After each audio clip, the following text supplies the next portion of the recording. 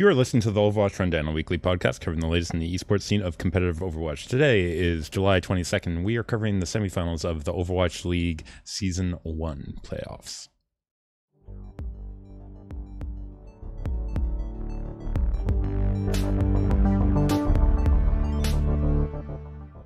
All right, Jax.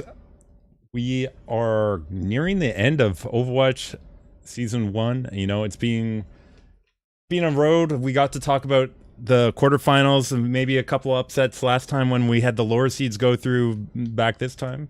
Yeah. And now we're in the semifinals and we picked the higher seeds, Jax. LA Valiant looking great, NYXL looking great, and here we are. I remember when we were doing our picks and I was sitting here and I was saying to myself, I said to you, talk me out of picking the Philadelphia Fusion. It was just something about them and how they played that it had me wanting to give them the Black Star seal for the series, but I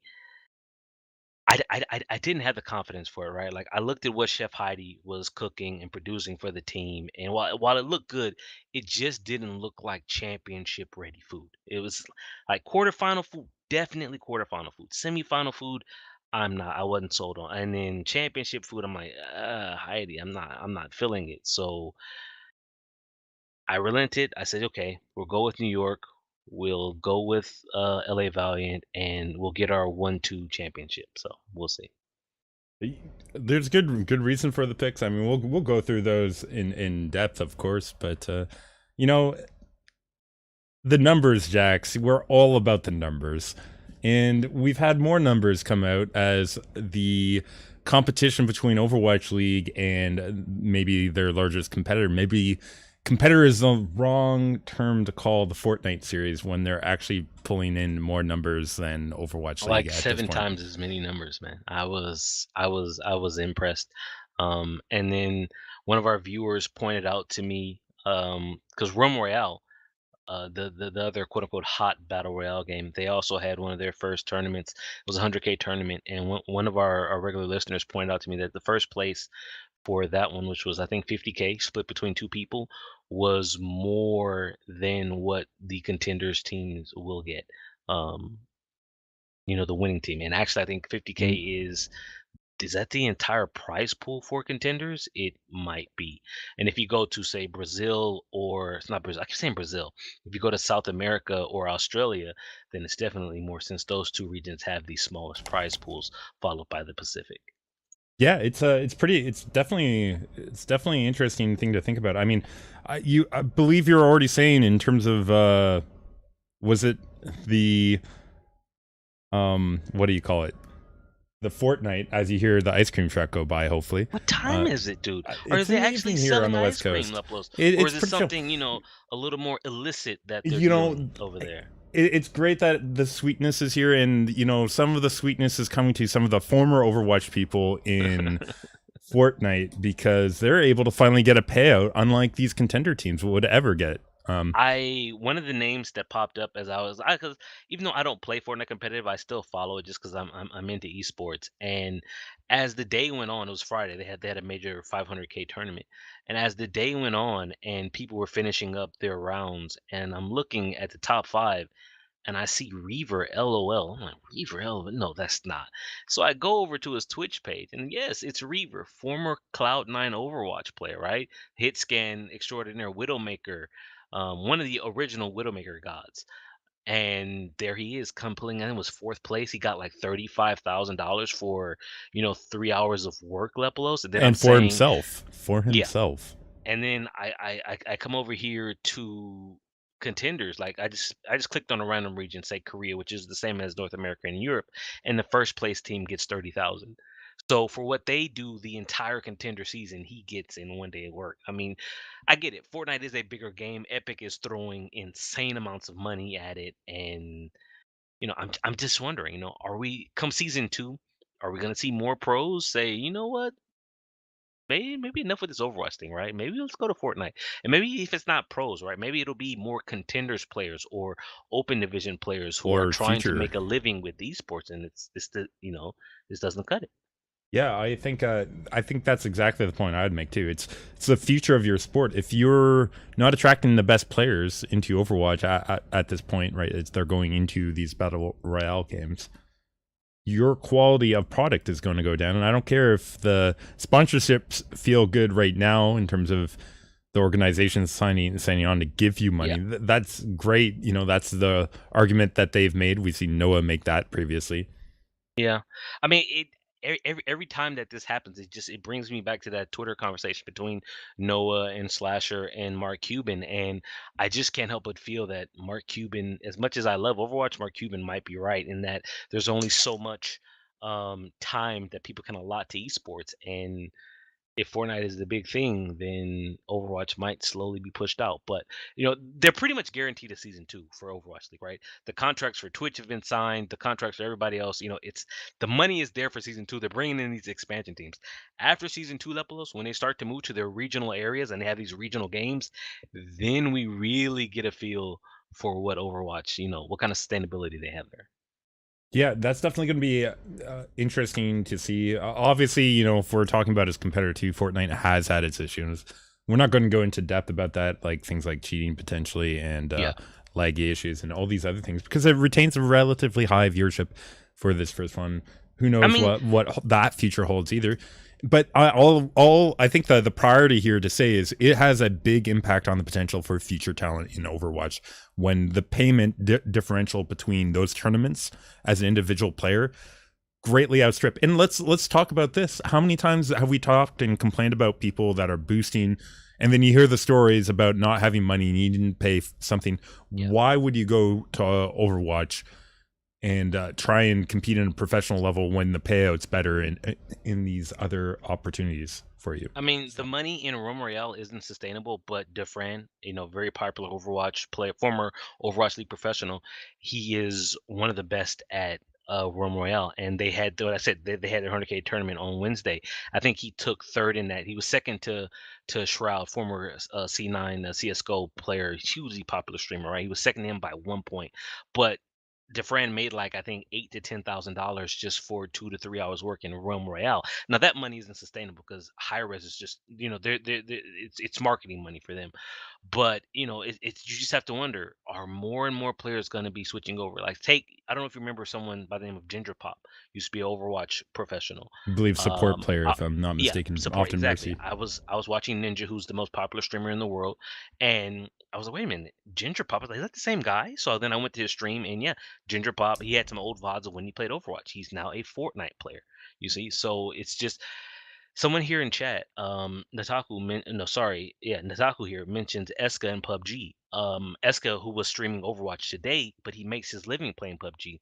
I don't know what the prize pool is like, but I know he's going to a finals of a major international tournament. It was TIS Robin was talking about it on his own Twitter page, right? So Eska, who's finding success in PUBG, where his former teammates, right? Lunatic High, now Soul Dynasty, they're not finding anything. Lepos, they're on vacation because they lost. So you just can't help but feel that Overwatch needs to do more, right, to keep this path to pro active. Otherwise, you'll have fewer people going to pro, and then your talent starts to get watered down, and then sooner or later, we're done with Overwatch. Hopefully, I'm Yeah. wrong, but we'll see. And it's also interesting when you put it into context as well as the other side of Overwatch, which is the burnout that's happening at high levels. Yeah, And that's purely because they have a high expectation that they're going to play the top players every single game.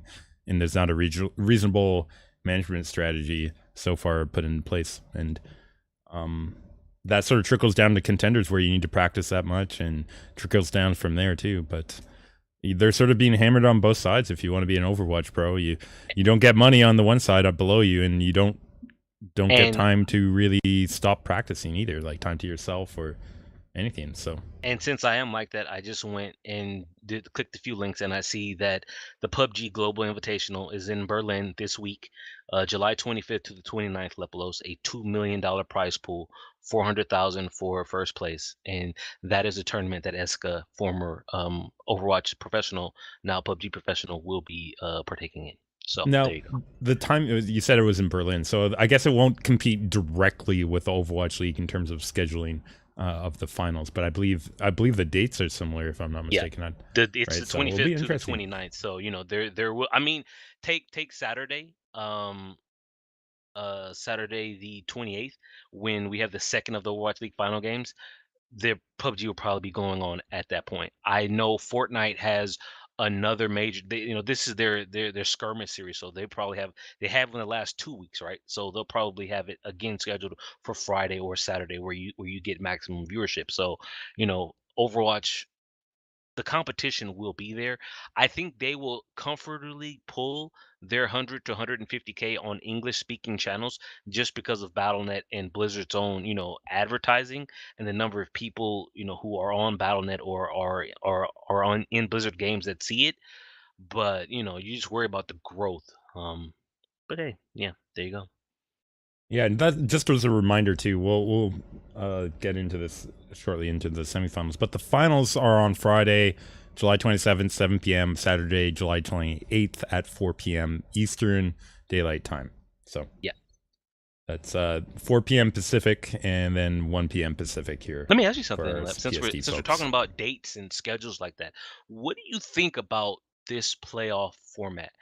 And by that, I mean the individual series that go on, where you play one on Wednesday, and then the next time you play, you'll play two games on the same day, whether it's Friday for one series or Saturday for the other series. Do you like that format? Do you like, the spacing, the timing of that, or do you think, because it's something that's being talked about right now? Um, People aren't really happy for how things are going. Yeah, I have to agree that I don't like having games 2 and 3 on the same day. I think that is sort of silly. Just in terms of there's no no quick way to turn momentum around between games 2 and 3. Whereas like there was a day spacing so far, like it would be at least a day spacing between games 1 and 2, right? Yeah, So what would happen is, okay, and then on top of that, it was sort of weird that two of the teams got 2 days spacing, yeah. right? And I don't like I don't like that. I really do not like that because then it's weird between each of the matchups that there's an extra day between a game for some teams, and some teams, as we know, are better at preparing, which is not Boston. But They um, no, I mean, listen, Boston took the second series, right? they And then they did, they lost the did. third one. But a lot of that had to do with I the know, Jabil but drop off. But that yeah, was just a tease about the 3 weeks that they had to prepare, and then they didn't do well off the start. But in a serious look at this, I don't like the inconsistencies that they've had between the two brackets on the way up here. I right. prefer that there would be another day or at least a couple of hours for coaching to take place before you had to jump right back into match 3, because I believe it's being like half an hour or something like that, depending on when it I think is. it's somewhere anywhere from 15 to 30 minutes. I don't know this precise number, I but if you just, since we haven't got to the semifinals, but if you take the quarterfinals, right? Take the Los Angeles Gladiators, who won their first game, and then London had 2 days to dissect that first game, whereas the Gladiators had 15 to 30 minutes to dissect theirs between the second and third game, Yeah, right? they couldn't even It, get Fisher on the bus in that time frame. Call him So an Uber, man. Should have called him an Uber as soon as you lost the first yeah. match, as bad as you did. Yeah, yeah, that's absolutely true. Anyways, we don't need to rehash that. But No, there are lots of reasons why I don't like their current format. I think it's done for scheduling reasons of convenience for the audience. To right. be like, well, at least you'll get one show if you buy tickets for the Saturday or something like that.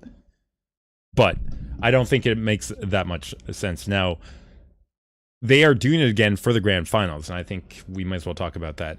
Match 1 is on Friday, and Yeah. then now there's no day break. It's just the next day, and it's not even 24 hours. It's under 24 hours between match 1 and match 2, and then match 3 would also be on that same day. So I don't like the scheduling because it's inconsistent throughout the whole playoffs. So Okay. inconsistent between the brackets, inconsistent throughout the playoffs, and I also don't like the thought of having the deciding match being played on the same day as one of the other matches, right? Like, Okay. Then let me ask you this. Let's say you're the Los Angeles Valiant and the New York Excelsior. You finished. You went through the regular four stages. You finished high. You got that bye week.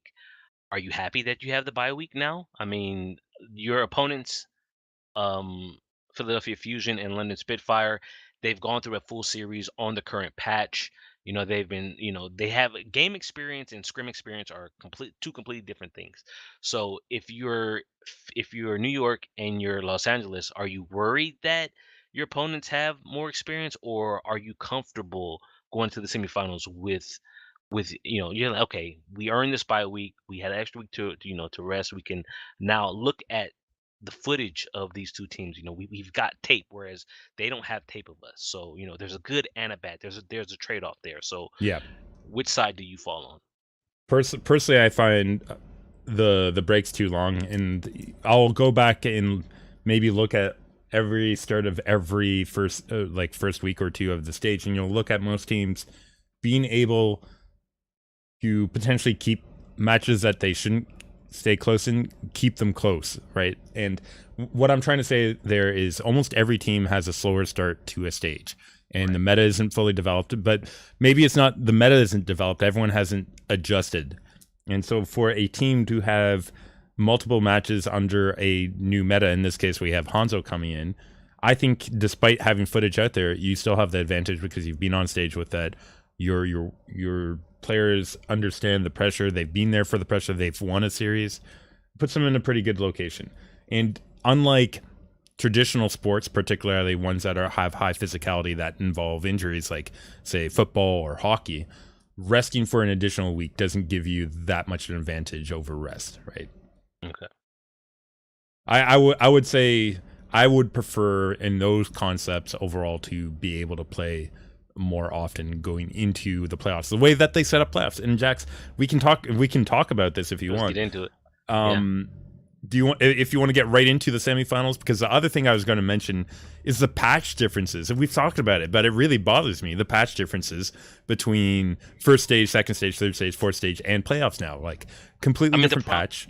Yeah. The Yeah, problem go that I ahead. Go have, ahead.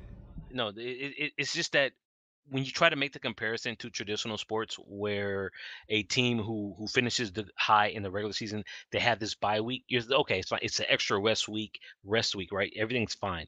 Except when you look at Overwatch and you look at how they handle patches, it's almost as if they're playing a completely different game. And it's like, I don't like that you go from the regular season to the playoffs. And I'm looking like, this isn't the style of play that I'm seeing, right? If I go back to the quarterfinals last week and look at all the Hanzo Dragons that went flying by, I was like, this was not what happened in stage four. And I get It's it a that as different game. pros, they have to be willing to adapt to that. It's just, I don't know, man. I don't think I like it. Like I agree, because like if you're trying to decide what is the best team at Overwatch League, and you're talking about the overall season, as they have talked about all season long, like Yeah. everyone's aiming for the top and aiming for the win. Well, I'm sorry, when you had one stage that was like Junkrat dependent meta, and then like two stages of Tracer dependent meta, and then you had a sort of a Brigitte and Farah or whatever you want to call stage 4 based meta, and now we have like double sniper meta coming through in the quarterfinals, and you're testing the teams on very different teams. And if a team got through not because they were the best in one of those other 4 metas, but they're really good now, like how is this a fair assessment over the season over what teams are the best teams? I think it's just sort of silly, because I don't know. And it's so weird because we go back to stage 4 and we talk about why they didn't allow this Yeah. patch on in the first place. And you're just like, it's still an issue to this day. And I am still not happy in how they dealt with it back then. And I remain unhappy with how they treat patches and how much the meta has changed and how much the game itself has changed. I should say it's not just meta. The game itself has changed within the last half a year. And we just throw away everything that we had. So, I'm not happy about that, Jax. I'm really not happy about that. So that's my feelings on it. I feel like we should probably move on to discuss the semifinals, though, because that is what we're here to do on the rundown. So we're going to get into the rundown here, starting with game 1 or bracket 1. I don't know. Valiant versus Spitfire. Dax, going into this, you and I both picked Valiant. Valiant were looking great on This on stage is 4. very strange.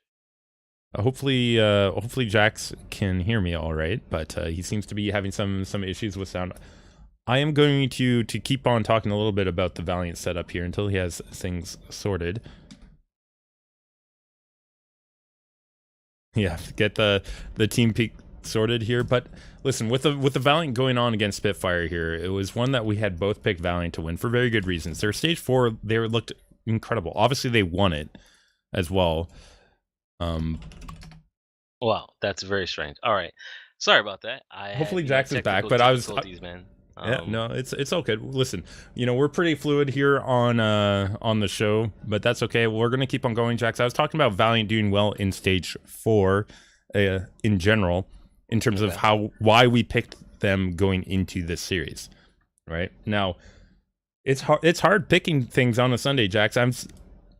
I felt pretty confident with the pick.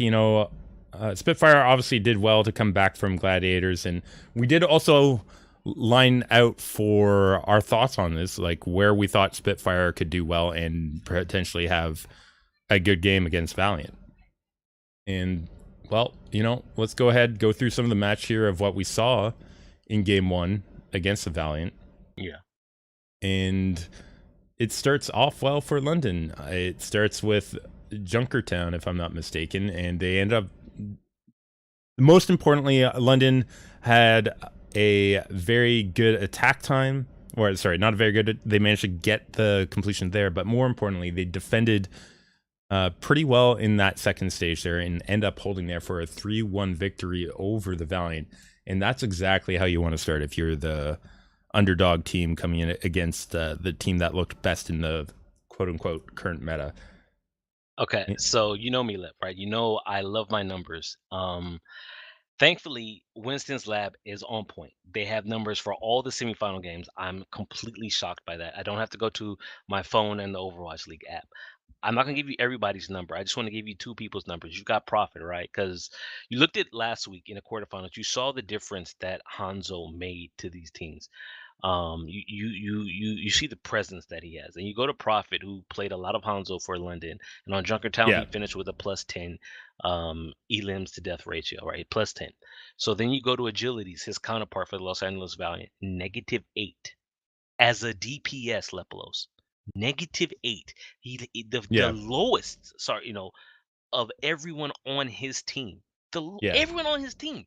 He had a Mercy. He's lower than Mercy, who doesn't kill. Lower than Mercy. Custa, -6. And it's like, yikes. And no surprise that London has come out swinging like that. Wow. I'm shocked by that number when I look at it. But yeah, there you go. Yeah, it's definitely concerning. Let's move on to discuss Lijiang Tower then, because I believe you'll find that at least Agility's here doing well, and as they managed to keep this one close, it ended up going to scoreline 2-1 again for London. They're up 2-0 just like that really quickly. Agility's here does actually do better than Profit. It keeps him in the game. His fair play, I mean, it's still showing up, and I believe he brought it out on at least one point here. I believe Garden Phase, if my memory serves me well. Yeah.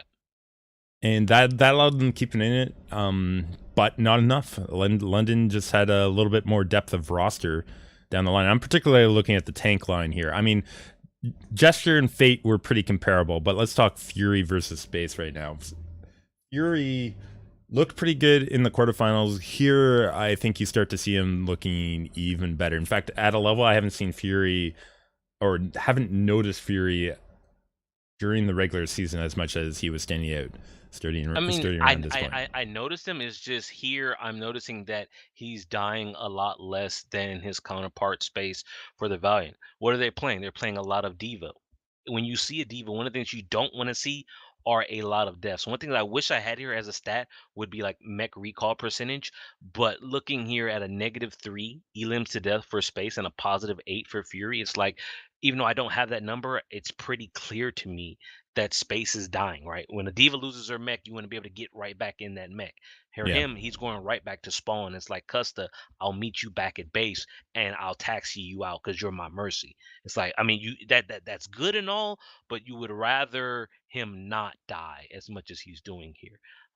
Just really solid play again from the London Spitfire here. The Valiant, they took the first map, Garden, which for me is London's best map because Gestures Winston is just on point. But man, as well as Agilities was playing left, you go then you take a look at Soon. It's like, okay, if you get one person to step up, then you can't have the other person step back or step down. -4 for Soon onto map 3 Kings Row. Yeah, Kings Row Valiant looking really strong on. They managed to do a full hold here against Oh, against London. I mean, London looks sort of out of place on this map. Jax, the kills the kills are bad on London's side. Let's put it this way: Birdring had as many kills as Bedosin, and that number was 5.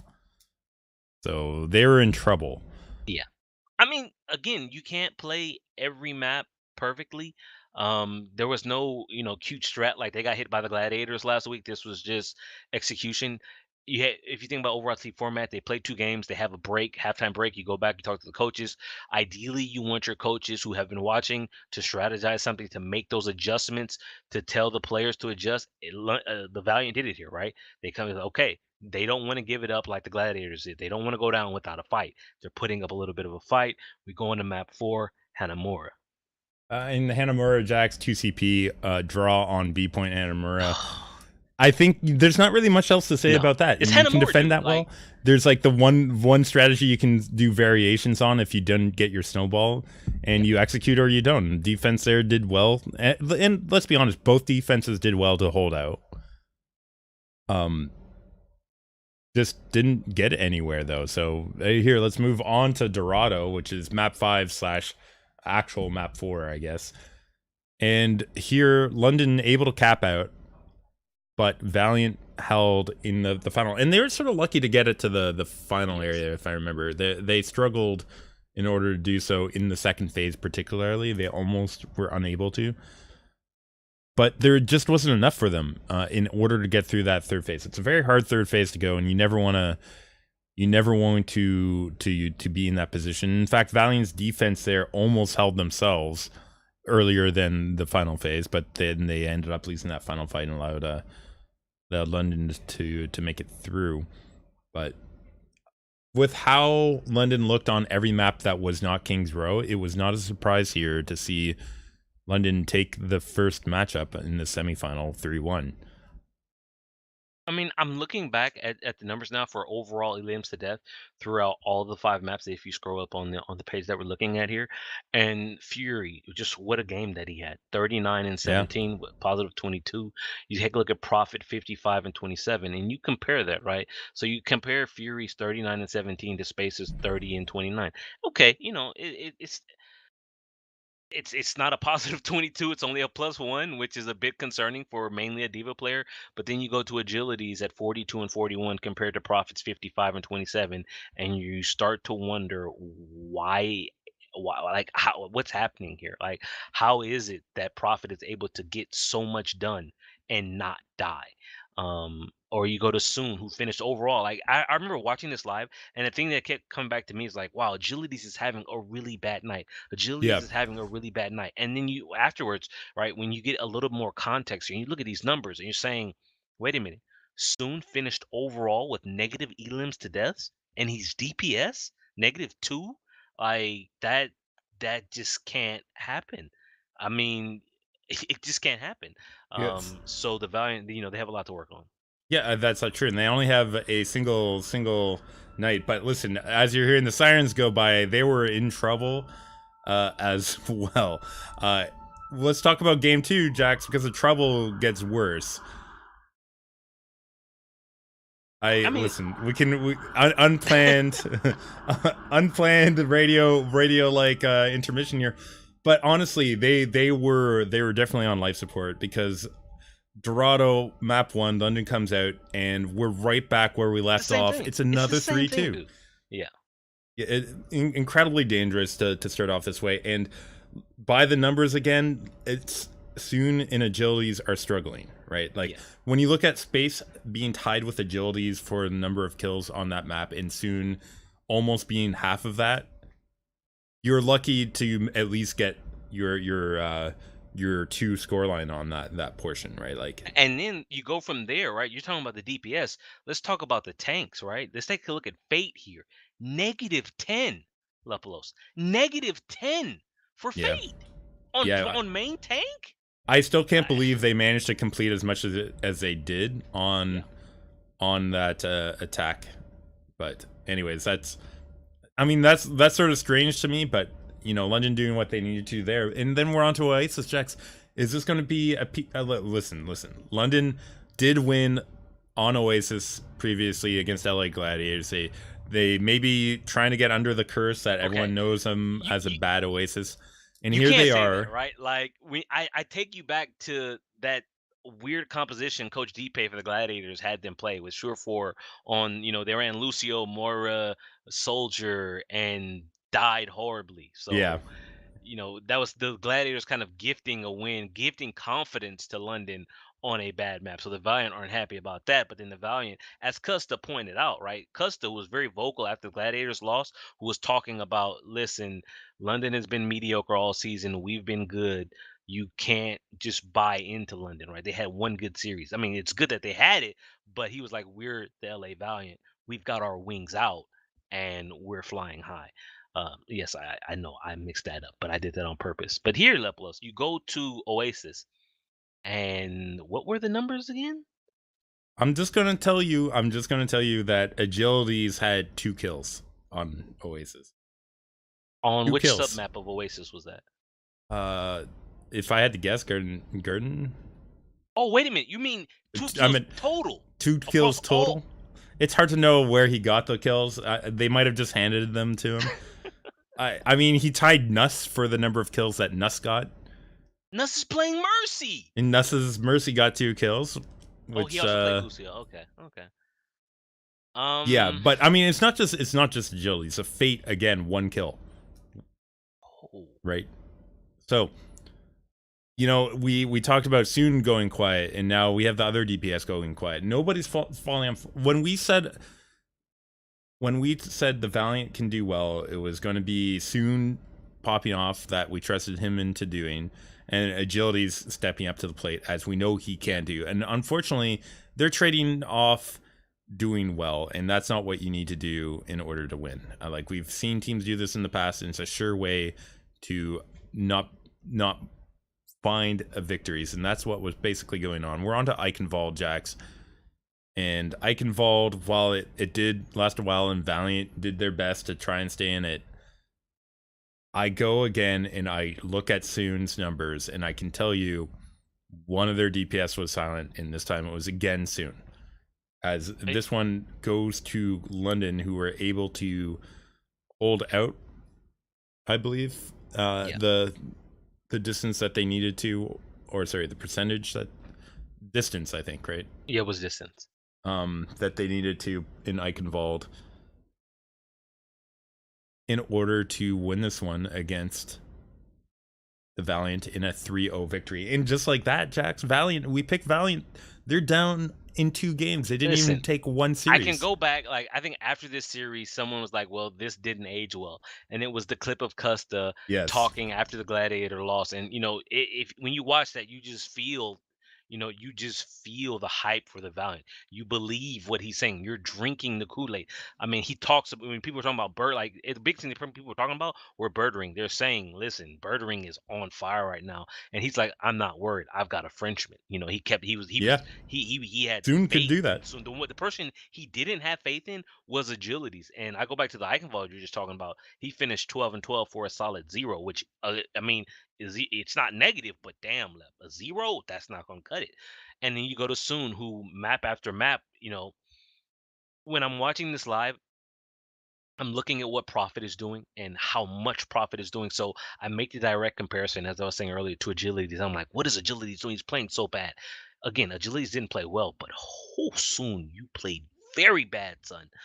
I Some of this just is the nature of the Widow duel, right? When the one person's hotter than the other, Like we're talking hard about Valiant and their failures here. If let's just flip this discussion and around and talk about how well the DPS of Yep. Bird, Ring, and Prophet really did for the London I Spitfire. We mean, talked about how that well they did in the Gladiators matchup. Here they are, other LA team. They're dominating their DPS we opposition again.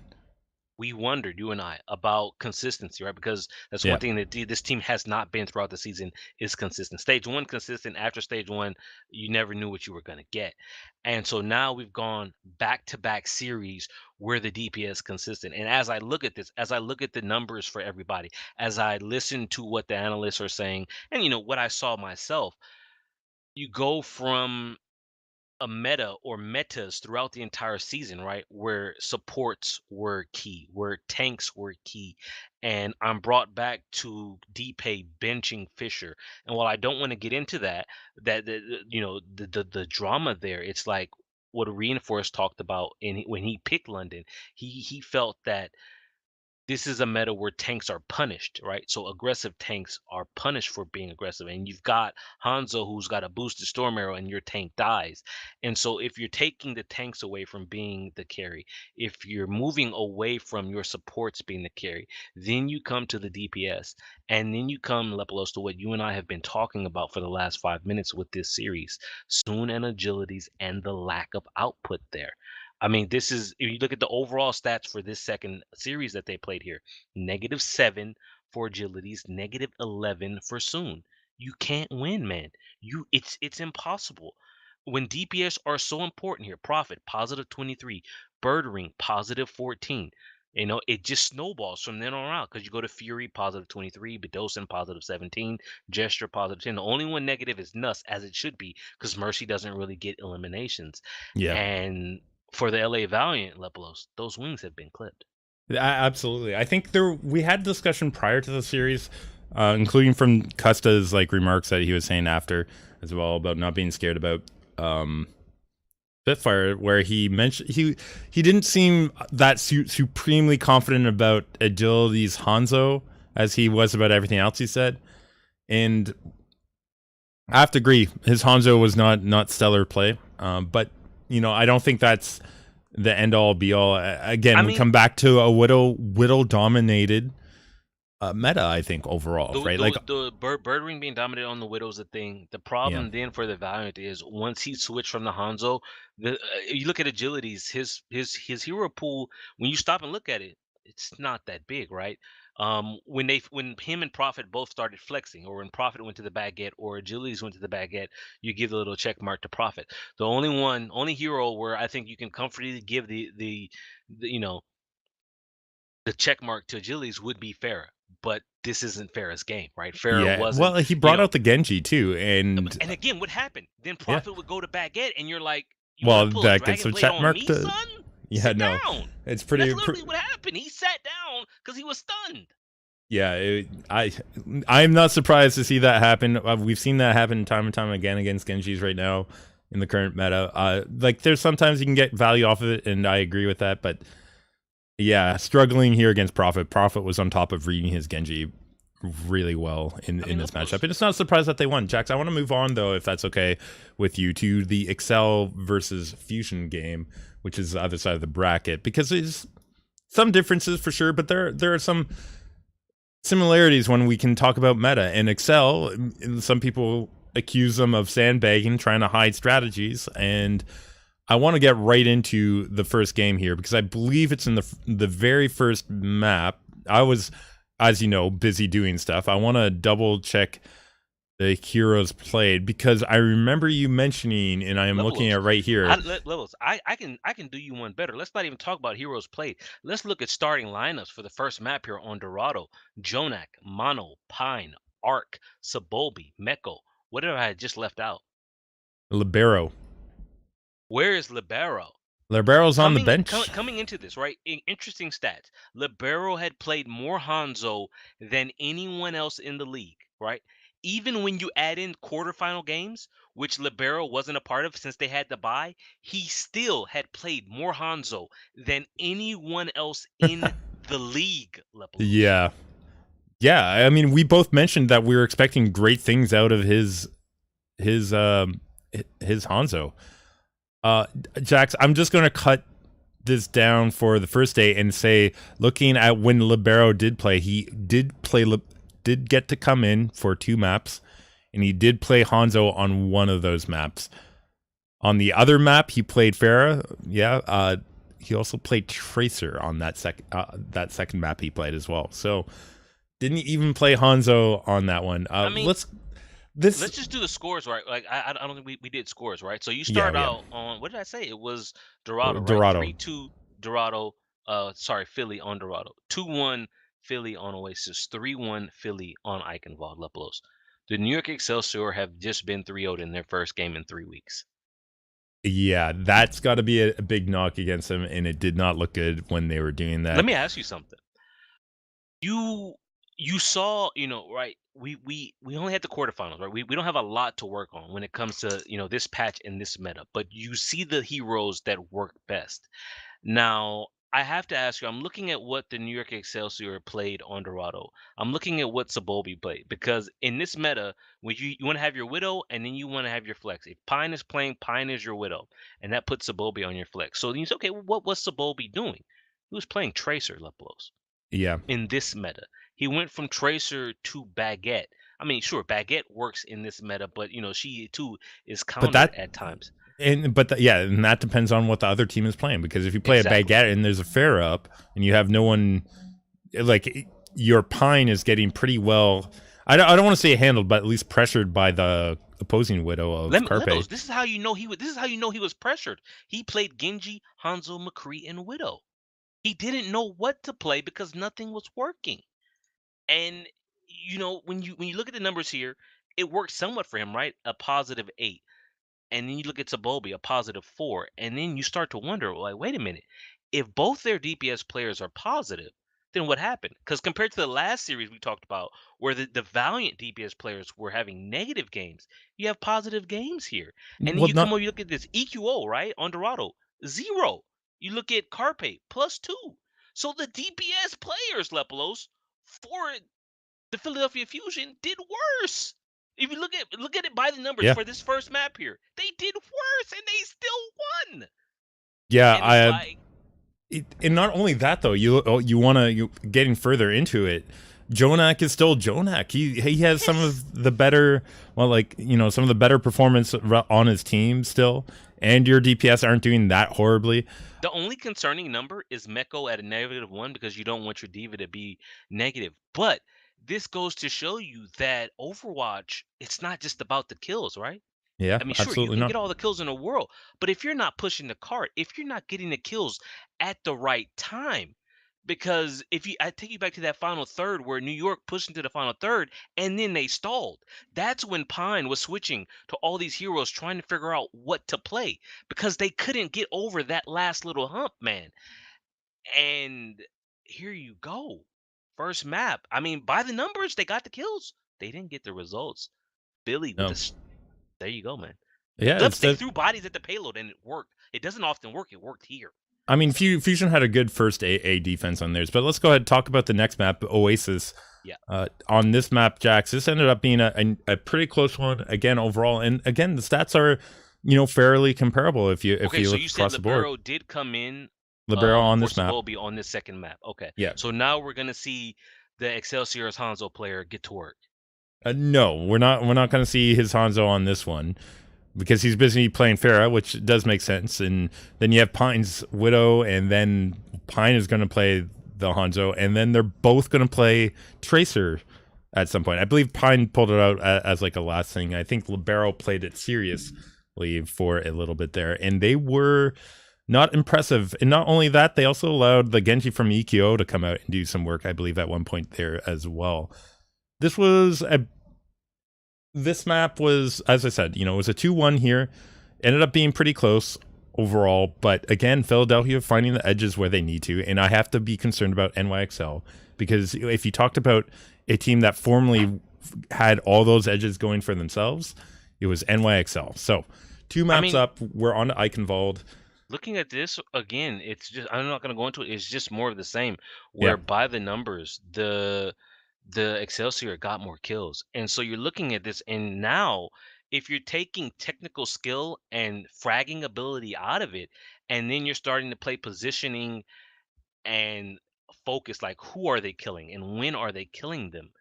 Now, when you get to the deeper game here, Philadelphia is winning. Like, this is the second map in a row where the Excelsior have outkilled them and still lost.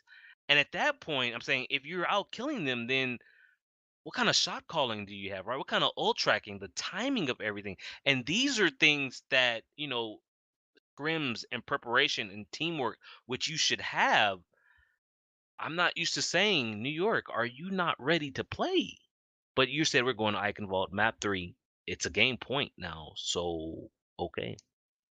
Yeah, and Eichenwald, it looked like NXL was broken from their two previous map losses. This one didn't end up being too close. In fact, Philadelphia managing to get all three maps, or sorry, all 3 points, and hold NYXL on the bridge prior to that B point, with some incredible play coming out for that hold, by the way, too. It was really good work to do that. But again, I'm looking at what NYXL ran, including an Ana for Jonax Jax. Yeah, And I remember that, Anna.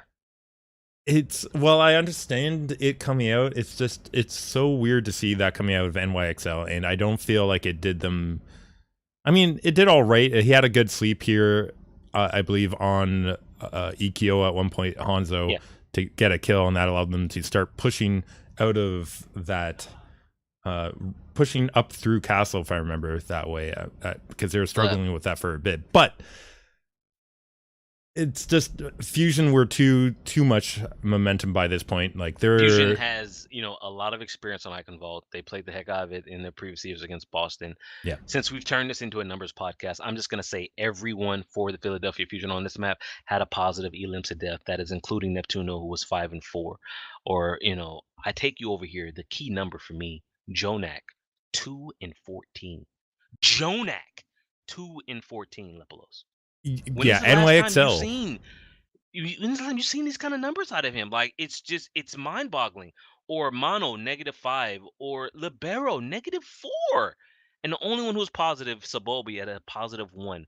And when you go and you look at this, and you click on the toggle heroes button, you're looking what everybody played. There's a lot of switching here, right? A lot of back and forth, pick and counter pick. And wait a minute, they brought out a Roadhog. We got to go here. We have to do that.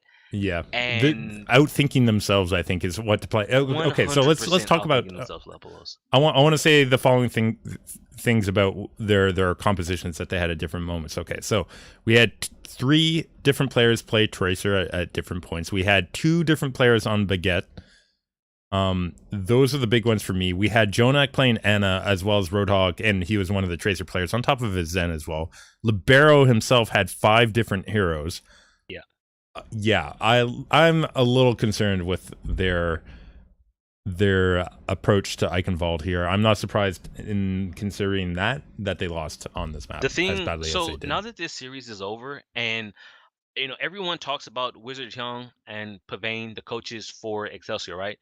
I think Pavane is actually, or Wizard Young is the coach for the national team for the World Cup.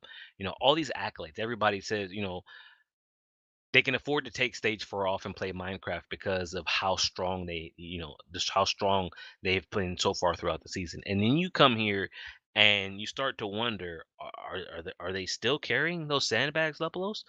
And you look at the numbers here and you look at what they played. And while I don't have exact time down to the minute in the second lap, I can tell you that the New York Excelsior played less than 3 minutes of Hanzo in this entire series.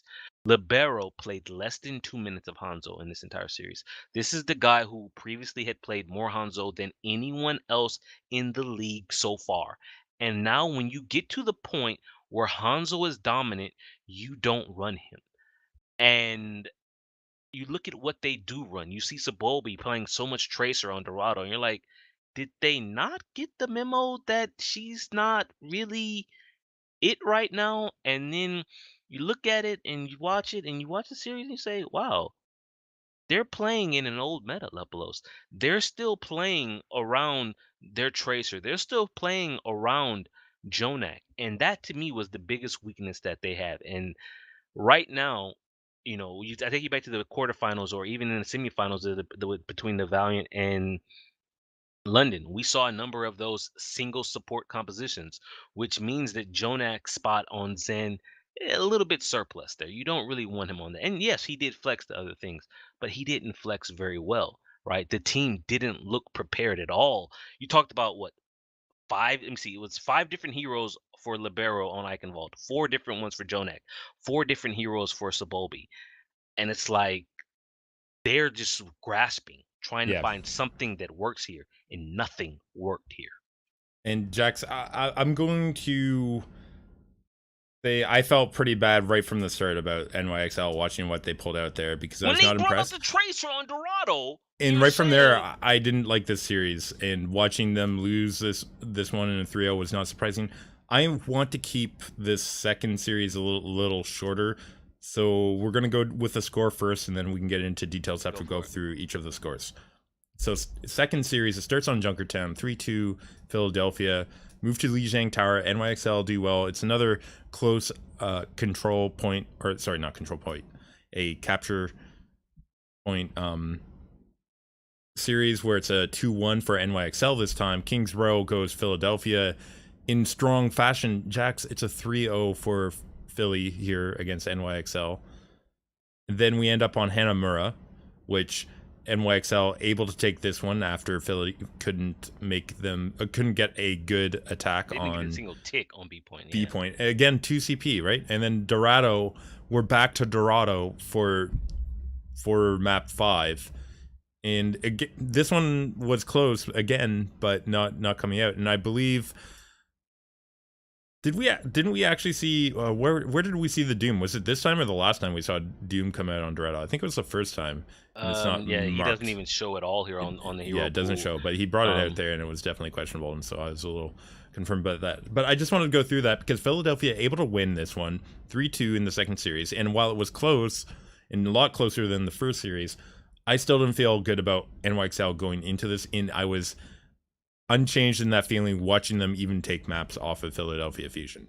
I mean, Junkertown Pine had his moments, but then you look at Liber. I think I said on Discord, may not even been our Discord, but a friend's Discord where people were active in chat, and I said I gotta see some Hanzo from Libero. Like I have to see it. And he started on Junkertown, and I said I saw it. I wasn't impressed, man. -2 Lepalose, and that's when you're a New York Excelsior fan, and when you have Pine and Libero on the field on this map, and they just can't make it work. You just you have to wonder because Jonak did Jonak things on Roadhog, right? Not even on Zen. He played Roadhog to good Yeah, effect here. Jonak and Pine +9, +8. By the numbers, that's incredible. Carpe doing Carpe comparable like to things, Pine again. yeah.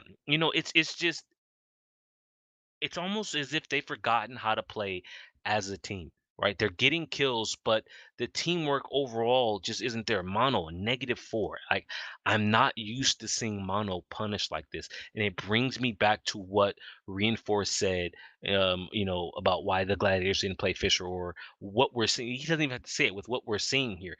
Tanks are punished so very much. And, so that first map, you're like, I mean, they did better than they did the first day, right? It just wasn't enough. So you go to Lijiang and you're like, okay, now they've taken a map. And you're thinking, is now when New York is going to wake up, right? Because Pine is still doing his thing. Libero at least is 0, right? He's still lagging behind, but at least he's not dragging you down. Um, and then you go to King's Row, and then you're like, what Kings the Row. I hell mean, just that was just happened? a complete loss through and through, right? Like, that was a route for them entirely. Like, they got a Leplos. total of, like, you can add it up in your head and it's still less than 10, right? Like, They got 3 elims left. I mean, though, sorry, the highest they have is 3, and the that was highest they had in Libero, who 3, finished at a -8. six Yeah, across all 6 players, though, right? Like, yeah. But then you that's look at bad. Poco, 11-0, Carpe 17-1, EQO 16-2, and you're sweating now because it's match point, and you go to Hanamura, and they have that incredible defense where they hold on B point and they don't give up a single tick, and you're like, okay, okay, we're back to fighting. And then you go to Dorado, Lep, and you look at Dorado, and you're like, this again, where they get into the final third and they get shut down and they can't push it on through. And it's just, again, Sabobi, so much time on Tracer. I look at Pine, Genji, Hanzo, Widow, Zarya, Junkrat, and I think it was on here, it was what, maybe 90 seconds left, maybe less than 90 seconds left when Pine switches from Hanzo to Zarya and they go for a goat comp. They go full goat, and I'm like, I'm watching this and I think we're saying to ourselves, It was a this bit is late, very risky. Like but yeah. no one was feeling, like, it just felt desperation. And if we're here and we see it, and I think in the press conference later, it was EQO or someone said to the team when they saw them make this switch to GOAT, he was like, "We have won," and it's like everyone can feel it, and Yeah. it's just you're not used to seeing that from New York, right? Desperation, but it's the position that they're in, and you wonder, Lep, is this the pressure of the moment getting to them here? Like Yeah, I think this, it absolutely was. Like they put so much, like they did so well, and then they put this pressure that they're going to dominate through the playoffs. And when it came down to, like, okay, it goes back to they didn't build up any momentum in that first series, so they had to win completely on this day, and they didn't bring out anything that was either radically or different, or they didn't come out with. Okay, so again, we're talking so much about what NYXL didn't do. Across the yeah. board, Fusion had every edge by a little bit, right? You Like remember, you just remember, a little bit. Like Pine was doing well, right? Like he went off, and that's when they would make pushes. But then yeah. Carpe would do well, and then it would. So like that, they're balancing each other off pretty well overall. But then just down the line, it felt like Fusion just had better and better. You remember last week when we were looking at when we were doing our preview, and we actually went position by position, Mm-hmm. and we were looking at, New York had the advantage in every slot except we weren't sure, right, about Libero's Hanzo compared to what EQO did. And come to find out, in this meta, Lepelos, we had it wrong, position by position. And I think EQO expressed his frustration in the press conference when, because he can hear people were talking about sandbagging and how bad the New York Excel did, which I guess you and I, or me specifically, what I'm doing here. And you're right when you say Philadelphia played very well. You're right if you tell me Chef Coach Heidi brought the good food, the championship level food, and helped them to win this series. And then, I gotta give you some numbers here, man. Poco across the entire series. Yes, he was substituted at times. 32-5, Lepelos. Yeah, that's I pretty good. For I Diva don't even on winning Carpe. maps. That's yeah. Carpe 74-36 for a positive 38 elims to death, Leplos. Positive 38, man. Let me I just mean, tell you, half of those his numbers come from their full hold on Kings Row, where he is plus 16. So Sato was at a -2. It's just when you look at everyone except for Neptuno, and of course it's Neptuno, right? He's a mercy. He's always going to be hunted down. Everyone produced, man. And then you come over, you look at New York, Jonak -8. Jonak -8, or yeah, Lepelos. Let me ask you, when is the last time I tell you this? Have we ever said Sabolbi -1 for a series? Negative number for Sabolbi in a probably series. in stage 4. But outside of that, I mean, like without his Tracer again, it becomes his Widow play, or as it turned out to be, sort of whatever play. Whatever play, yeah. And it definitely came across like that. I mean, that was my concern about NYXL, is if they leaned on his Widow too much, how would that stack up? Because I had faith in This Libero's Hanzo, and to be fair, I think it did well on Hanamura when he played it. one map, Lepelos. I am disappointed that we didn't see more Libero on Hanzo ultimately from the start, because I look at these other maps and I have Sabi Albi on Kings Row as Hanzo and not Libero on their attack, if I remember correctly. And I'm like, what am I watching from NYXL? And I why mean, is this it the was comp just that you guys are going with? it just felt old, right? Because Libero take their defense, right? He was playing Junkrat. I mean, yes, Junkrat on King's Row works because of the narrow choke points, but it just feels as it's old, right? People don't really like. You take a look at the fusion plate. You don't see any junk. You know what I see Lepalose on King's Row? Widow Hanzo. That's all they played. Widow Hanzo. I mean, sure, they dominated, so they didn't have to switch off of anything.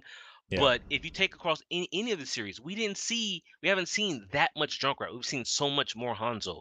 Or he for goes good reason. Genji, he goes Pharah, he goes Zarya. Like when I'm looking at 8 different picks for their two DPS players with no overlap, like that's you're reaching. Or you take a look at Jonak on King's Row. 5 different picks for Jonak, including the Anna that they brought out on Hanamura. And it just, I mean, maybe you disagree with me here, but I was watching this and I just want that. I wish I had Wizard Chong here. I just want to ask, what did you guys do for 4 weeks since they didn't play in the quarterfinals?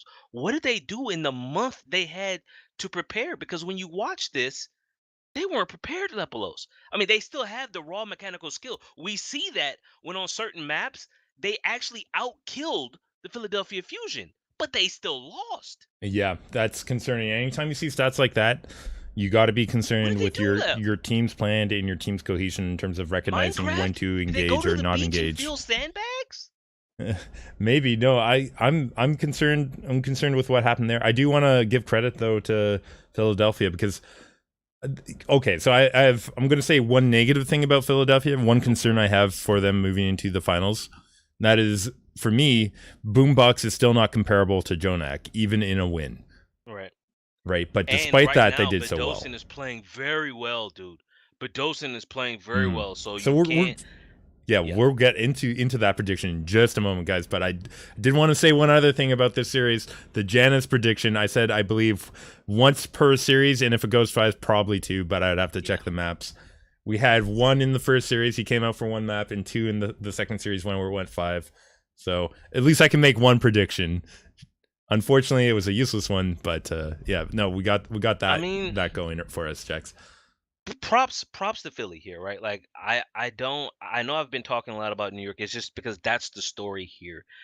Props to Philly. They had a it's pretty much this is why I don't understand. They did pretty much the same thing that they did in the quarterfinals. There was nothing different here. There were no strats or compositions that were different, and they just executed it. And when you look at it, it's just lack of preparation here from New York, man. You can't tell me that okay, maybe Carpe, right? Carpe is clearly the better widow here, or I think that's it, right?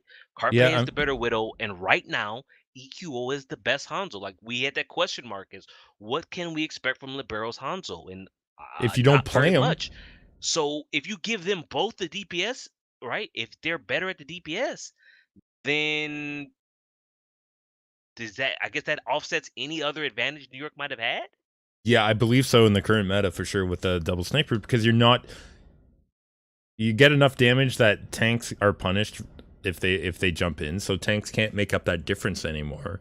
And supports also are always under threat at range. So like even if you get their tanks or their support down, the snipers still have greater potential in order to swing any given battle. And I mean, again, I don't think that's been the major difference. We went through some of the numbers here, and it was more about NYXL giving up edges on maps for maybe positional yeah. reasons that ultimately were not good enough reasons because Philadelphia were able to put too much time on point, right, and managed to get more distance with less fights required to win, and that ends up being the difference here, right? So Feels um bad if you're a New York fan, it Lepos. does. I mean, They had high Blizzard was expectations. I had high Blizzard. I mean, expectations. Blizzard probably upset themselves, right?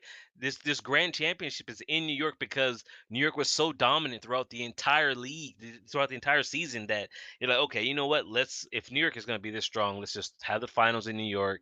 Let's have the hometown team win. Let's make it all work out nice. And then you come here to the semifinals and they have sunk themselves with these sandbags. And I hate to say it, Lip. I'm not a New York fan. Couldn't happen to a better team because of what they did in stage 4. That's Yeah, despicable what they did. And I agree with that sentiment really strongly too, Jax. That's a good point. it's you play every game, you want to keep that edge, man.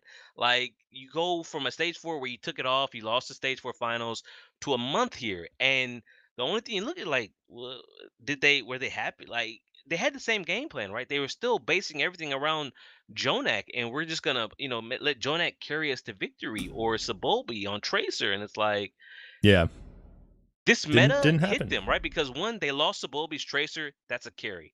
And you hit him again where they lost Jonak, who got his MVP award, right? If so, they don't have Sabolbi, they don't have Jonak, and while they still really talented mechanically, as a team, they didn't have a plan. Yeah, they London didn't versus didn't play as tight Philadelphia. as we needed them to do. Yeah. And then we come up to the future, Jax, where we have to talk about Fusion and London facing off in the grand finals. The two lowest seeded teams Wait a making minute, it is that through. now or after we go around the world? We'll come back to this prediction, Jax. This is not an actual prediction because I just want to say this now.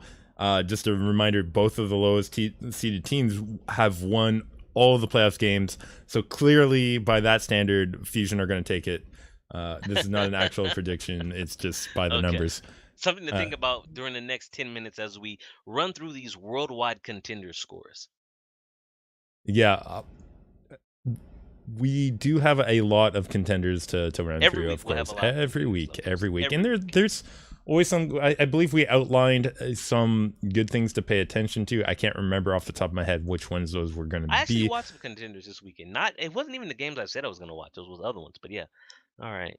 The I didn't big watch any game, of I this North think, America stuff from though. None of the it. big game in North America that it turned out to be was actually last night's leftovers taking on Gladiators Legion in Group A, where last night leftovers at this point were winless. They were able to win this in Game 5, including a 7-6 on Volskaya. Jax, that is a crazy number to get up to. I did not watch this match. I think I will go back and watch it at some I point, though. watched part of it, but I will tell you, Lepalos, that this was also a record-breaking event. This is the first time a non-academy team beat an academy team. The first It's time you huge. have one of the endemics who rose up and said, "We'll smite you back down." I will say though, I believe last night's leftovers did manage to pick up formerly a shock. Was it Brad? Is the coaching for that one, if Is I'm he not coaching mistaken? them I now? believe so. He was at Yes, least at one he point. is. Yes, So join date was May 22nd, so it's literally a doing month work, ago. doing work. Well, But actually, not only that, Leplos, they picked up a manager on May 21st. They picked up Sefi, and they picked up two coaches on May 22nd, and they picked up an analyst on June 18th. So backroom staff making a difference here. Okay, yeah, talk about putting in some of your own money. Let's be honest. This is they have three clearly coaches and three coaches, two analysts, and a manager. for. I mean, this team. Who's paying for this? I was gonna say, like, they're either doing this of their own free will and they came together in order to do this well. So the CV I or the like resume it if you're though. the coaches, like, hey, yeah, I was, Yeah, like Arrow for Philadelphia Fusion, like coach here, I'll take pennies so I can get poached and go to I mean, Overwatch League team. that's pretty much true through and through. But this team clearly does not have the backing like some of the academy teams do. Okay, Jax, Right. let's start gushing over that though, and just run down some of the score lines. Go for it. Fusion University in Group A remains at 3-0. Gladiators Legion knocked down to 2-1 with that loss. They're just above GG Esports Academy 2-1, Mayhem Academy 1-2. Last night's leftovers 1-2. Second win, unfortunately, still has not picked I up a think win, GG sitting at Esports is 0-3. Optic, which is Houston Outlaws, if I'm not Correct. mistaken. Okay. Uh, Over in Group B, XL2 Academy is sitting at a 3-0 right now. NRG Esports 2-1, Team NV 2-1, Toronto Esports 2-1. Unfortunately, Sky Foxes and bye week both 0-3 as it currently Let me ask stands. you something. A lot of rumors or water cooler talk that Flower slash Nanohana unhappy with he's a Korean. Not that that's bad. He on a mixed XL2 language team. It's team, not I really working. believe, He's right? basically what I'm saying is he's unhappy. And when you watch XO2, you don't really see that much Nanohana. If you're if you're New York, like, do you sign him? Because I think he's eligible for season 2. Do you sign him, Lep? Or if you're one of the other teams, do you take him for what he's done in the past in World Cup and in Apex? Do you take that chance, or you want to see more from him. I mean, depends on how many expansion teams there are, Jax. There's definitely a possibility that he'll be picked up straight Mm. up. This obviously comes down to interviewing him, I think, a little bit and getting a better sense about him and his personality. If I was a mixed roster team in Overwatch League, I would not, though. I'd put it that way. So, Okay. Oh, just then as I that probably means wouldn't New for Fisher, York. anyways. But anyways, Wow. Well, interesting point. Interesting point. All right.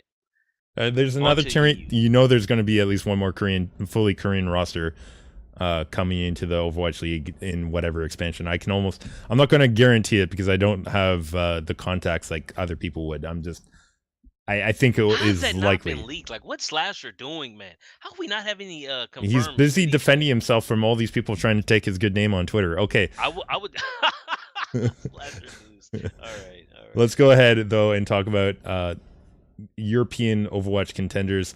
There was a bit of a game I caught this week, Okay. which was maybe a bit of an upset. I don't know. Let's go through some of the places of where we are. Group A, Angry Titans sitting at 3-0, Orgless and Hungry 2-1, Six Snakes or Snakes. I don't know how you say that properly. Yeah. 2-1, Young and Beautiful 1-2, British Hurricane 1-2, and Bazooka Puppies 0-3.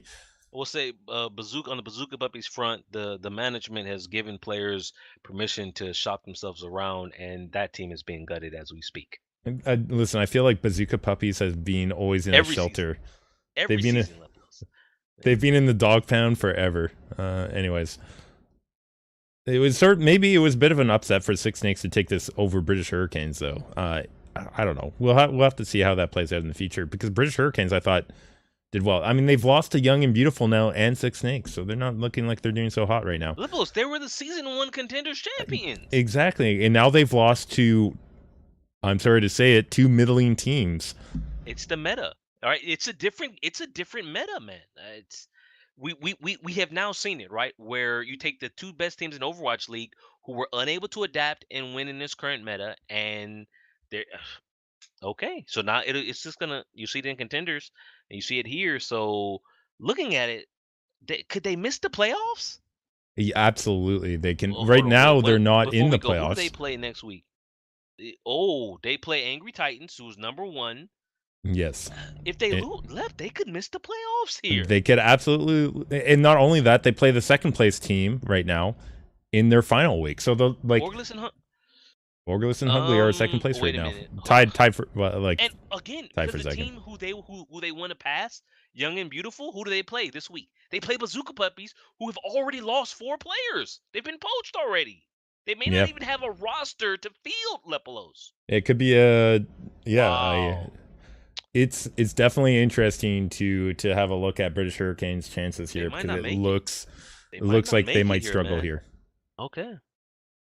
Because Over in that'll be Group a B though, 4-0. Oh my lep. Because even if they win, it's the yeah, map differential. You know, Angry Titan is going to take maps. Whereas, if Bazooka Puppies forfeits, it's a quick 4, quick 4-0. positive 4 for Young and the Beautiful. I'm telling you now, British Hurricane might not make it. Might Yeah, not make and it. that will be incredible if we get to it. Group B, we had CS Hope securing their 3-0. Perfect map score line right now, Jax. They've Perfect already map score line. qualified. They've already qualified because they've had a perfect 3-0, and that puts them unbeatable and unbeatable from a qualification standpoint. Team Gigante also 3-0 have dropped 2 maps. So they're not fully secured. They're pretty much secured though. Eagle I Gaming mean, 1-2, 1.1-2. We have Org all 1-2. Copenhagen Flames not going to make it. They're 0-3 right now, so they're almost surely eliminated. they're done. I think that's another team that is pretty sure. They've had roster issues as well. Holy crap! Yeah. Okay. No surprise there, Leplos. Let's go ahead and move into Korea, Jackson. Group A, we had some teams finally secure their places. I watched some Korean Overwatch is what I watched this week. Including a matchup here between the 1 and 2 teams in Group A to secure which team was going to remain perfect scoreline. Yeah. That was between Kongdu Panthera and Runaway. That was one of the games that I watched, Lepalos. I'm pulling for everybody. Everyone in that stadium felt like they were pulling for Runaway, and they go up strong 2-0, 2-1 on Ilios, 2-1 on Kings Row, match point. You're like runaway fighting. They got on the pink jerseys, runner's wife, their team manager, team owner. She's jumping up and down all around, happy. Everyone is celebrating Lepalose. Temple of Anubis, 2-1, Kongdu Pantera. Dorado, 3-0, Kongdu Pantera. Ilios, 2-1, Kongdu Pantera. For the reverse sweep. And yes, I was up at 1 o'clock in the morning watching this. It just felt like Runaway of old all over again, even though the roster, and it's not completely brand new because Hacksaw is still there. But damn, man. Damn. Yeah, no, that's not a good feeling. But they retain second place still. Kongdu sitting at 4-0, Runaway 3-1 in Group A, Metabellum 2-1, Exit Gaming right now at 2-2, World GameStar H2 at 0-3, Blossom 0-4, and then Group A. Blossom is already done and out of playoff contention. Moving on I to think Group Blossom B. just signed someone yesterday. When did they sign this? It was like 2 days ago, and they were like, "Well, your season is over." Like, well, Pretty why did you much. sign me? Like, Overdodgy reporting here. Blossom signed someone. It was 4 hours ago. Oh, This season is over. What are you signing them for? who But knows? okay. Maybe the future. Maybe they have great prospects and heard good things by the numbers from Nate Nanzer. But anyways, the pathway to pro, Jax. Maybe they're on the pathway We to didn't. pro. We're so short on time. We didn't even get into that of how we had numbers, and then Nate was like, "Wait a minute! It was an accident that we actually made these numbers available. We're taking it back." I was like, "No, thank you to all the listeners who upvoted my post on Reddit. Nate No Number Nans are striking again." Yeah, But speaking of love you striking all, but again, yeah, I'm looking here, Lepelos. Element Mystic versus GC Busan Wave. yeah, it was Um, right after the Kongdu Panthera I runaway watched game, and that I one. caught more Yeah. of this one too. Element Mystic with a strong start on that one. Oasis 2-0, and then from there, GC Busan Wave shows up 3-2 on King's Roll. Volskaya going their way 4-3. And it looks like GC Busan Wave. Listen, they're not like the old GC Busan. This is not London Spitfire quality kind of stuff. But No. here they are leveling up their game to take on Element Mystic. And Element Mystic we know have choked in the playoffs of last season of They lost Contenders. Sparkle because of the was it not boosting again or I countering? It believe was so, yeah. something like that. So They lost one of their best DPS players. yeah, that's true. And they're looking challenged here, but then they bring it back. Watchpoint Gibraltar goes 2-0 their side, and Ilios was close as well, but they are able to hold out for a 2-1 victory over GC Busan Wave, securing their 4-0 scoreline at this point in time. Lepelos, there are some DPS players here. Edison from GC Busan Wave. When it comes to next season 2 Overwatch League, I feel bad for some of these Korean teams. They're going to be gutted again. Like X6, who lost 3 of their players to the Overwatch League. Right. So it's no surprise that they go from winning season 1 contenders to now, on their wait, I actually think they are already out, right? Yeah. I think they are, yeah. They're gonna be poached. And it just feels bad, dude. Like these teams, they're just feeding the meat grinder at this point. But what else is there left for them, right? And you look at it right now. Playoffs. Kongdu Pantera Runaway from Group A already qualified. Element Mystic and Ardient from Group B have already qualified. And it's So looking good as well, though. From Group B, GC Busan Wave and 7, both 2-2. Below them, Jax, MVP Space, Fox is 0-3 right now. Likelihood is GC Busan and 7 get through. So I mean, same in Group A. I just noticed X6 will probably qualify for the playoffs and then probably lose to Element Mystic in the first round, unless Element Mystic chokes. But no big game. I mean, like at this point, no big games left for Korea. Is that right? I mean, there's a lot of games next week relative to this week. There, I Why are they believe there's an playing so extra many? 2. But okay, Shortened actually, O2 schedule, Ardent but versus GC Busan for seeding, and just to see how those two teams stack up. So that to me is the big game for Korea: O2 Ardent versus GC Busan Wave. yeah. Okay, let's go ahead and move into China. I was gonna see. I said I was gonna watch some China Leplos, and then China got ridiculous with it and started playing games at 5 o'clock in the morning. And that wasn't gonna happen. Well, I mean, that's just their time zone. And speaking of ridiculous, let's look at Group A. 3 teams already secured their spots here. Wow. Lucky featured Zenith, not a surprise. T1 Esports Clubs sitting at 3-1. Ligan, I believe, last night also managed to secure it with a 3-1. Flag Gaming is in 4th with a 1-3, and then 0-3 are both 666 Legend and Feature Group, so not looking good for them. Group B, we have LGD Gaming sitting at top at 3-1. This is where the real They are fighting fighting. happening. Like they lost their first. LGD lost their first game, then won their second game 3-2, won the third one 3-1, and then last night Another 3-2. 3-2. Yeah, Like I mean, but again, not if you're an easy. LGD fan, you're not really comfortable with these 3-2 wins, right? You want to see some Lucky Future Zenith win. Lucky Future Zenith 15-0-1. So they Yeah, haven't even dropped the map. They've tied one, but they haven't dropped the map yet. That's what you want to see. Sorry, they dropped I one believe map. I they did apologize. drop a Yeah, map. yeah. Like who did they drop Last it night. to? I'm It was looking. last night. Oh, it was last night. Yeah, Yeah, that okay. it was the game that I wanted Viking Ball to too. stay It up and wasn't. watch. Yeah, they got held in second there. Okay, well, Group B though, as I said, that's where the fight's going on. Team CC also there, 2-1, and they could still. I believe they can almost catch up. In fact, they might be with a good victory in their next game against Valiant B. And then look at the week 5 who they play. They play each other. LGD versus Team CC, the final game of the season. Yeah, that'll be an interesting one too for Group B positioning at that point, because I believe that game will decide between those two teams which team will take top spot. Hero is that tonight? Taciturn. Wait, this is tonight that they play. Is that right? It is tonight. in 3 hours. Okay. Yeah. So that's a second games of sort of this week. It's it's sort of a awkward in between for us. In Group B, Hero Taciturn Panthers in third with a 2-2 scoreline. From there, it's 1-2 for Lucky Future, Moss 7 Club, and Legend Young Beyond, or as we all know it to be apparently. We have Lucky Future versus Moss 7 Club tonight. That's probably playoff right there, Lep. Loser, you're done. You're done. And then Valiant B versus Lucky Future on their next. So Lucky Future, their contender season on the line in the next 2 games. They play the 2 teams who are beneath them. If you win, you're in. If you lose, well, see you next season. In Pacific region action for Contenders, Jax, there's a little bit more competition. Yet, huh? What's that? We're not done yet, huh?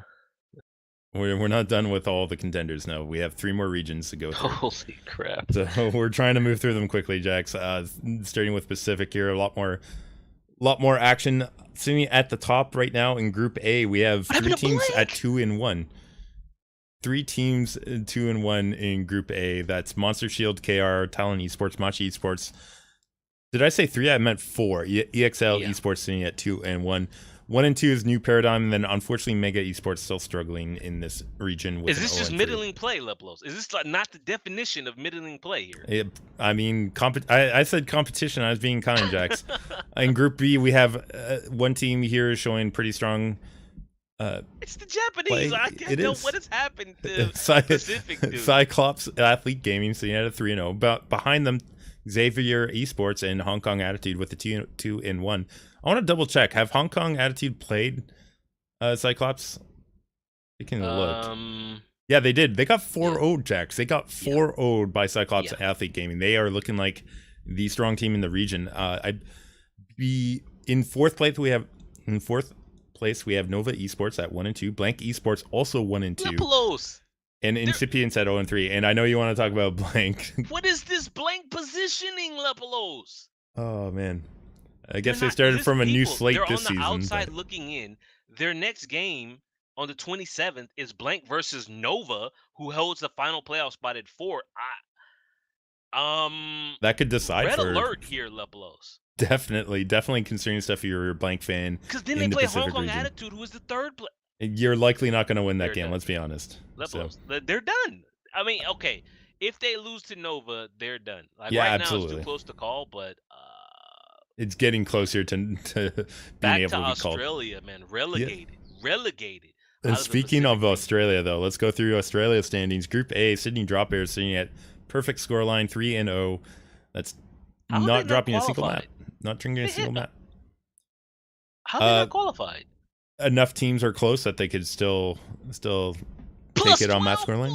They're through. They're through. Plus 12. But I agree that they're most likely through. But technically, by the math, they're not. Behind them, they have Legacy Esports, Blank Blue, with both 2 and 1. Tainted Minds, Dignity at 1 and 2, and then Bin Chickens sitting at the bottom, 0 and 3. Group B, we have 2 teams for sure through. That's Kanga Esports and Darkside sitting at 3 and 0. Masterminds GC 2 and 1. Avant Gaming 1 and 2. Serenity 0 and 3. Pixel 0 and 3. All right. I hate to say it. I have trouble getting worked up for Australia, man. I Yeah, just I agree with you. It's a hard region to be excited for. Like, there's not even like the Cyclops athlete gaming to talk about, right? Like, where there's like a surprise. If anything, we have to wait until the playoffs come so that we get to see, yeah. particularly Sydney Drop Bears, where they go up against Darksided and or Kanga. In fact, I think Kanga and Darksided as well might be the other match to pay attention to. That's July 31st, which is in That's after our next episode. So that's we'll after remind our people next next episode. week. Like, I believe Yeah. that's Tuesday after the episode too. So Yeah. we'll see how that turns out. We have one more region that's Oh my goodness, South Lepalose. America. Listen, this is going as long as the Campeonato Brasileiro. I know it is, but Brazil Gaming House doing well in South America again. Not dropping a map. Another team that hasn't dropped a map in their region. They're in Group A, 3-0, also 3-0, looking for org.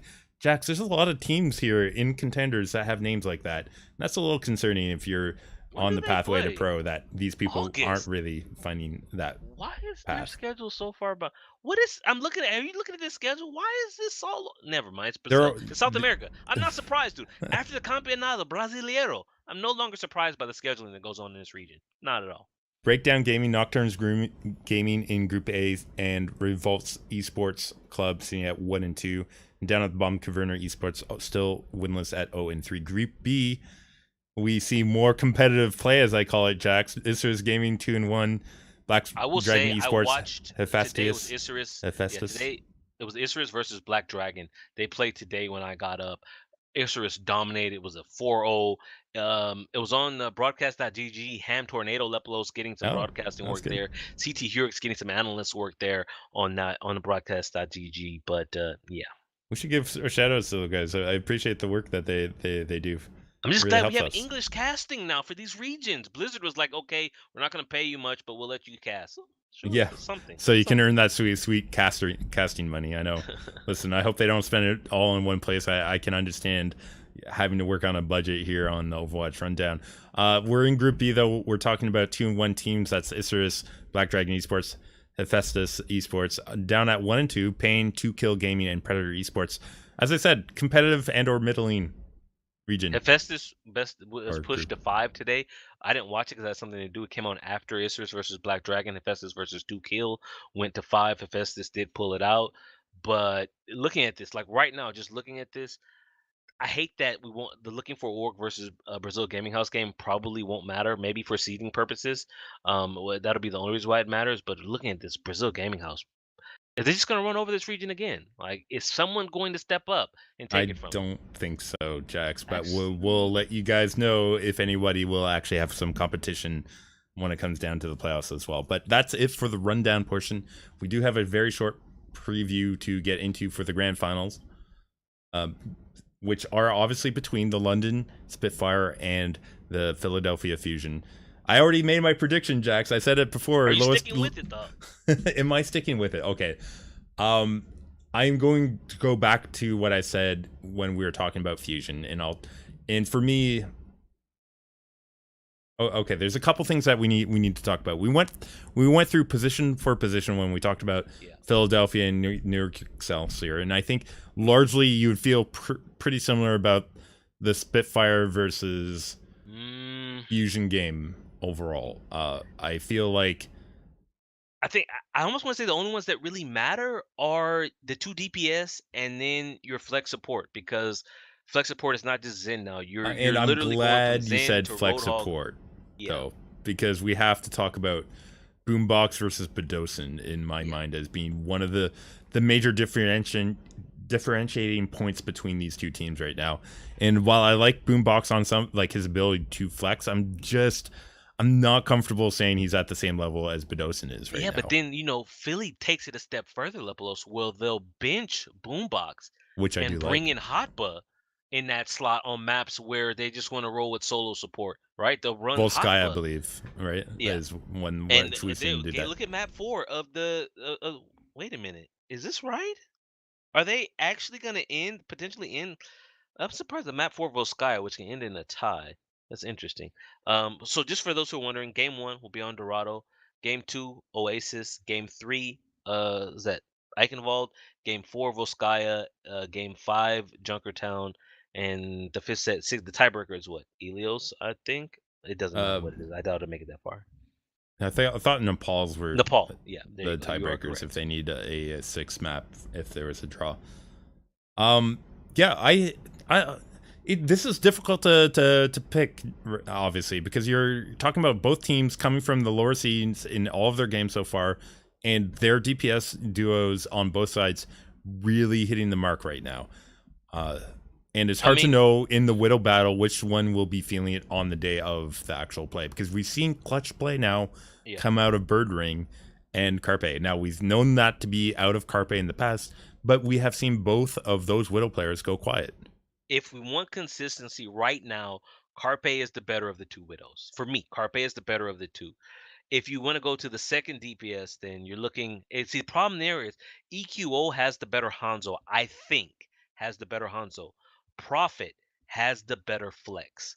Once you go from the Hanzo to the other heroes that are going to be played, right? I don't really count Genji because Genji, if you pull out Genji Prophet, who I think is the best baguette, will just laugh at you and smack you across the head. So then you're looking at what the heroes the rest of the teams can flex to, and I think once you get past double sniper on a DPS side, I think London has it better there. But Gesture and Fury right now, I'm sorry, man. Fury is playing so well. Yes. Gesture is playing so well. Can Sato and a Hotball or It's Sata and Poco really compare to that?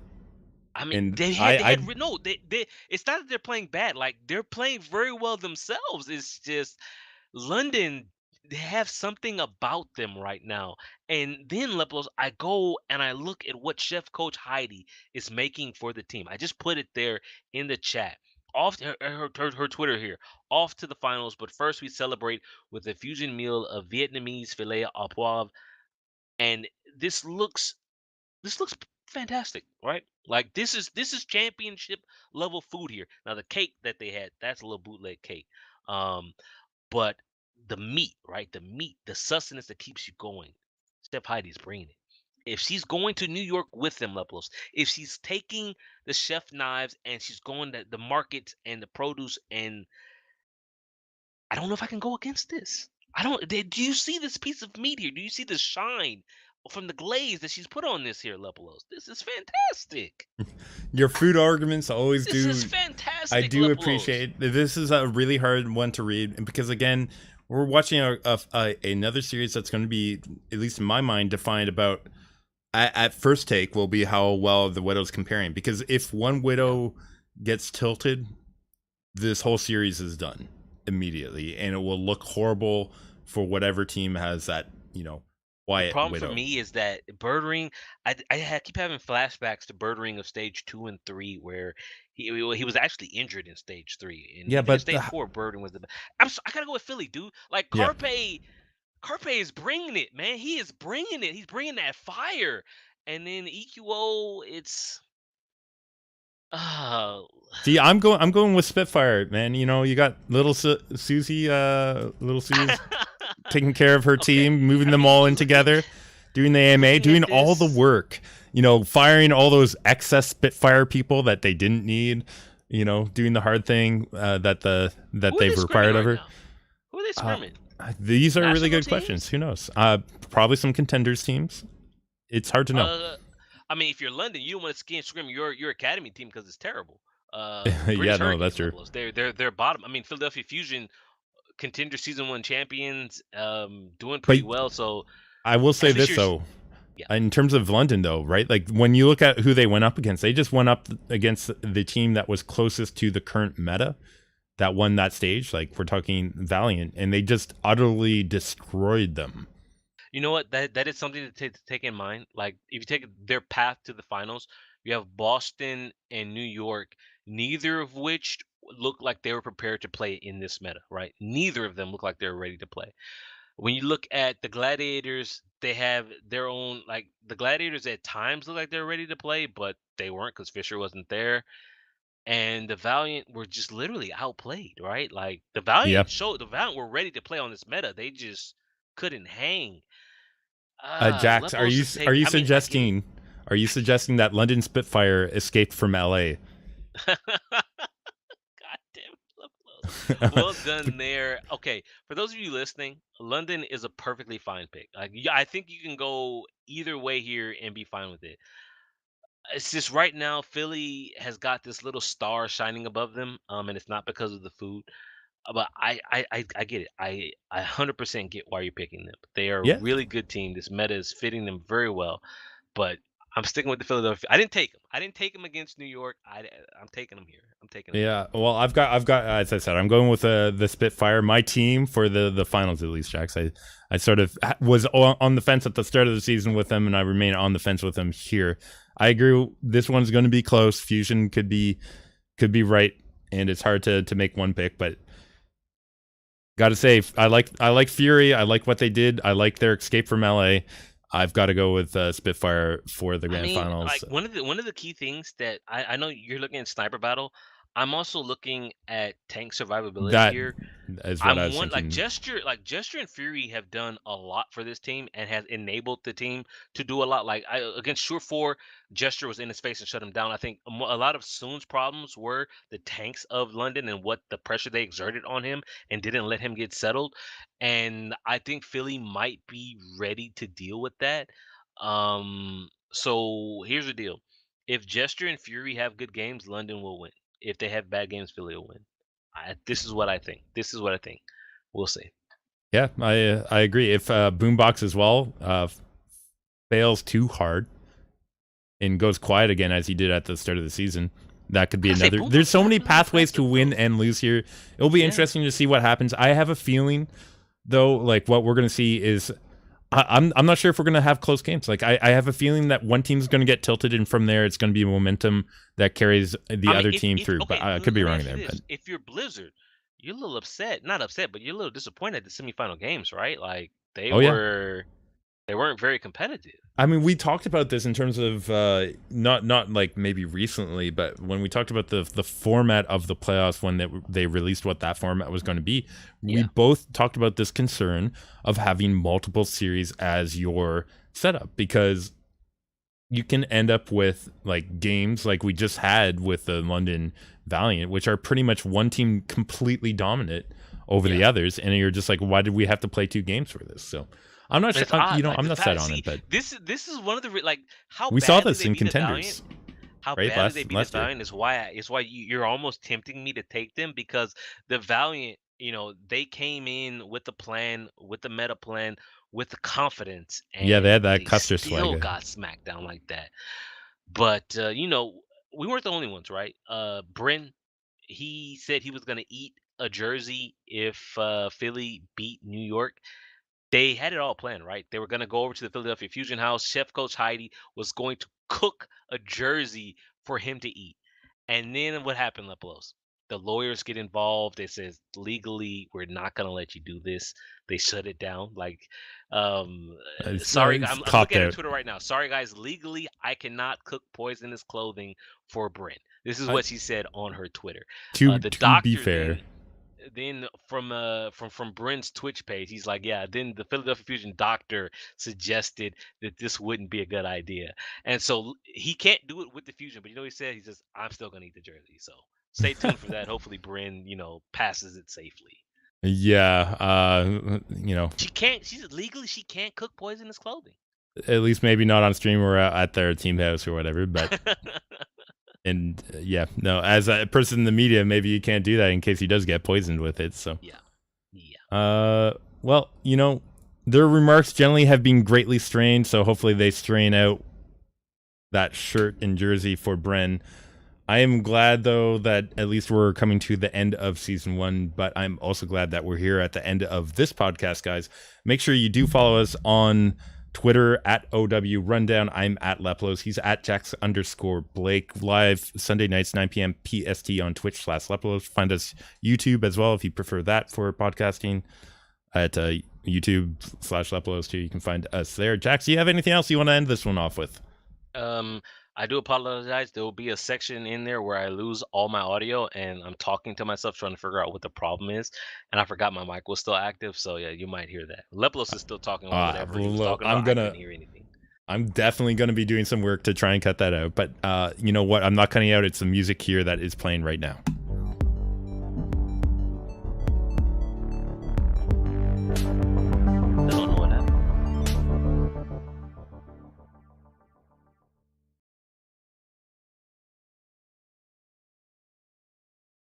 All right, Jax. I feel like that was like some